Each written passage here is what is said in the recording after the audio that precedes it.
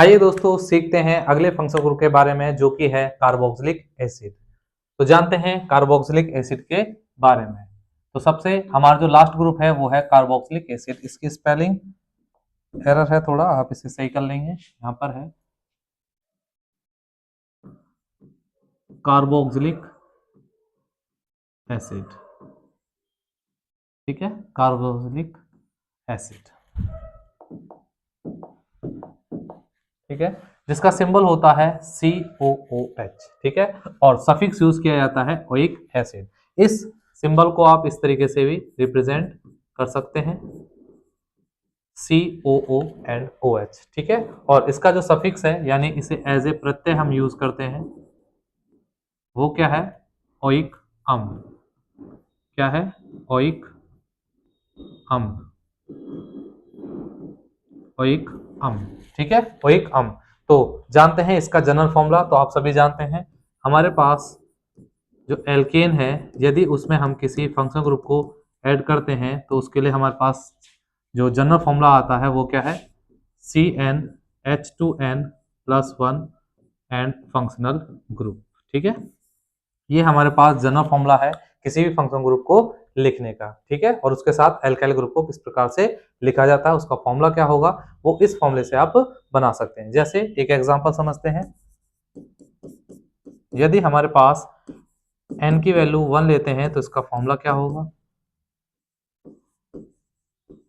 Formula यानी सूत्र, इसके स्ट्रक्चर क्या होगी, संरचना,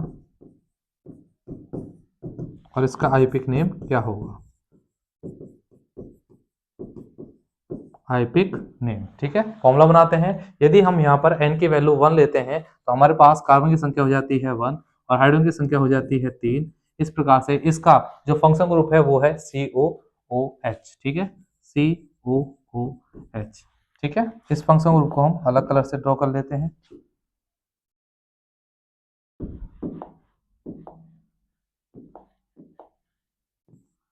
COOH, ठीक है, इस प्रकार से। और इसके स्ट्रक्चर ड्रॉ करते हैं तो स्ट्रक्चर CH3 और फंक्शन ग्रुप है हमारे पास COOH। तो इस प्रकार से इसका आईपिक नोमेनक्लेचर करते हैं। वो किस प्रकार से होगा, इसे आप इस तरीके से भी लिख सकते हैं,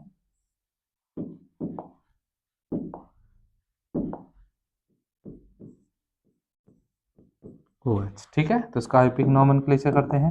तो जैसा कि आप देख सकते हैं यहाँ पर कार्बन की संख्या है हमारे पास 2। तो 2 कार्बन के लिए जो हमारे पास वर्ड रूट है वो होता है एथ। क्या होता है, एथेन। लेकिन लास्ट का हमें ई को रिप्लेस करके इसका जो सफिक्स है उसको ऐड करना होता है। तो इसका सफिक्स है हमारे पास ओइक एसिड, तो इसका नाम हो जाता है एथेनोइक एसिड, ठीक है, एथेनोइक एसिड। तो आप इसे लिख सकते हैं एथेनोइक अम्ल, एथेनोइक अम्ल। इस प्रकार से इसका फॉर्मूला, इसके स्ट्रक्चर और इसका आईपिक नेम आप कर सकते हैं, ठीक है। इसी के साथ आगे बढ़ते हैं और सीखते हैं अन्य एग्जांपल। यहाँ पर हम पहले इसका जनरल फॉर्मूला लिख लेते हैं, alkane plus functional group CnH2n+1 and functional group, ठीक है। इसका जनरल फॉर्मूला है। यदि हम n की वैल्यू 2 लेते हैं तो हमारा फॉर्मूला, इसके स्ट्रक्चर और इसका आईपिक नेम क्या होगा, आइए जानते हैं, ठीक है। तो यदि हम इस फॉर्मूले में n की वैल्यू 2 रखते हैं तो हमारे पास कार्बन की संख्या हो जाती है 2, H की संख्या हो जाती है 5, और यहाँ पर एज ए फंक्शन ग्रुप अगर हम जोड़ते हैं कार्बोक्सिलिक एसिड को तो यहाँ पर हो जाता है C2H5COOH, ठीक है। इसकी स्ट्रक्चर ड्रॉ कर लेते हैं, 1 2, और यहाँ पर हाइड्रोजन की संख्या है 5, ठीक है। और एज ए फंक्शन ग्रुप हमारे पास है COOH, ठीक है, जो कि एक कार्बोक्सिलिक एसिड है। तो इसका आईपिक नोमेनक्लेचर करते हैं। आप देख सकते हैं कार्बन की संख्या हमारे पास है 3, 1 2 एंड 3, और 3 कार्बन की संख्याओं के लिए हमारे पास जो वर्ड रूट होता है वो होता है प्रॉप, तो हो जाएगा प्रोपेन, लेकिन ई को रिप्लेस कर कर हम इसका सफिक्स यूज करते हैं जो कि है ओइक एसिड। ठीक है, oic acid, oic acid, oic acid. ठीक है, तो यहां पर हो जाएगा ओइक एसिड, इसका नाम हो जाता है प्रोपेनोइक एसिड। आप इसे इस तरीके से लिख सकते हैं, प्रोपेनोइक, प्रोपेनोइक अम्ल। ठीक है, प्रोपेनोइक अम्ल। और अगर एग्जांपल ले लेते हैं आगे हम, यदि हम n की वैल्यू 3 लेते हैं तो उसका फॉर्मूला, उसके स्ट्रक्चर और इसका आयोपिक नेम किस प्रकार से लिख सकते हैं, आइए जानते हैं। ठीक है, सबसे पहले हम n की वैल्यू इस फॉर्मूले में 3 रखते हैं तो हमारे पास फॉर्मूला हो जाता है C3H7 और फंक्शनल ग्रुप है हमारे पास COOH। ठीक है, इस प्रकार से इसके स्ट्रक्चर ड्रॉ कर लेते हैं। 1 2 3, हाइड्रोजन की संख्या हमारे पास है 7। ठीक है, और कार्बोक्सिलिक एसिड को हम इस प्रकार से रिप्रेजेंट कर सकते हैं। ठीक है, तो इसमें हमें कार्बन की संख्या है 4 और 4 के लिए जो हमारे पास वर्ड रूट है वो होता है ब्यूट, क्या होता है, ब्यूटेन। जैसा कि आप सभी जानते हैं, ई को रिप्लेस करेंगे और यहाँ पर ओइक एसिड को ऐड कर देंगे तो यहाँ पे हो जाएगा ब्यूटेनोइक एसिड। ठीक है, तो आप इसे लिख सकते हैं ब्यूटेनोइक अम्ल, ब्यूटेनोइक अम्ल। उम्मीद करते हैं यहाँ तक आपको समझ में आया होगा। इसी के साथ आगे बढ़ते हैं और करते हैं आगे के एग्जाम्पल।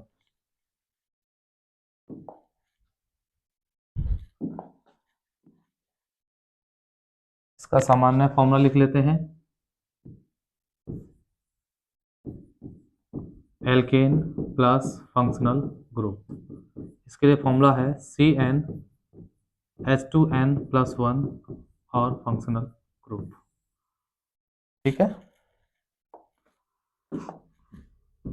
यदि हम n की वैल्यू 4 लेते हैं तो हमारे पास इसका फॉर्मूला क्या होगा, उसकी स्ट्रक्चर किस प्रकार से होगी और उसका आयोपिक नेम किस प्रकार से किया जाएगा, सीखते हैं। ठीक है, यदि हम इस फॉर्मूले में n की वैल्यू 4 रखते हैं तो हमारे पास फॉर्मूला हो जाता है C4H9 और फंक्शन ग्रुप है हमारे पास COOH।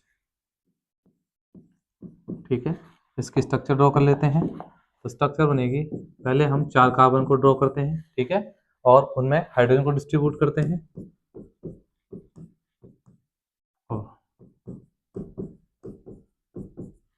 लास्ट में इसमें हम फंक्शनल ग्रुप को ऐड करते हैं। ठीक है, जो कि है COOH।